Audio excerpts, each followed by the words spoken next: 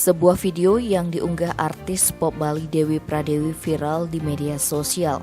Dalam video yang diunggah melalui akun Instagramnya, Rabu 20 Oktober ia mengaku diusir oleh Satpam saat berhenti di areal depan Gapura Puspem Badung. Saat dikonfirmasi, pemilik nama lengkap Putu Dewi Arianti ini membenarkan kejadian tersebut.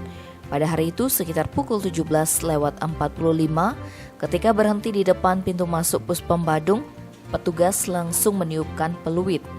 Awalnya dia tidak sadar, ternyata peluit itu adalah larangan untuk dirinya bahwa tidak boleh berada di sana.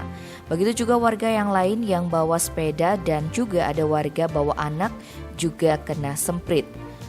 Padahal kawasan depan pintu masuk Puspem Badung sejatinya menjadi fasilitas umum. Terlebih di pintu masuk tersebut dibangun Taman Nandiswara. Tak heran masyarakat kerap berkunjung ke areal taman tersebut. Menurutnya video tersebut sejatinya bukan untuk mencari masalah, melainkan agar masyarakat mengetahui bahwa tidak boleh berada di kawasan Gapura pintu masuk Puspem Badung. Setelah mengetahui kabar tersebut, PMK Badung langsung melakukan pertemuan dengan pihak Satpam.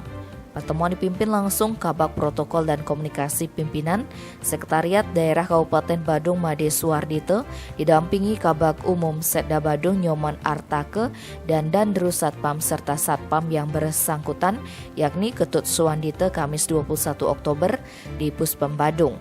Ketut Suwandito mengaku sempat meniup peluit untuk memperingatkan warga agar tidak terjadi kerumunan.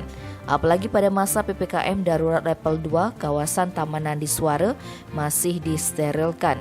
Di sisi lain, Kepala Bagian Protokol dan Komunikasi Pimpinan Setda Badung, Made Suwardito menambahkan, sesuai petunjuk pimpinan, warga tidak pernah dilarang masuk ke areal Puspem Badung. Karena Bali masih PPKM level 2 sehingga masyarakat dibatasi. Jubir Bupati Badung ini juga sudah memberikan himbauan kepada Satpam agar lebih humanis saat berhadapan langsung kepada warga sehingga tidak terjadi ketersinggungan yang mengakibatkan salah tafsir. Tim Bali Express melaporkan.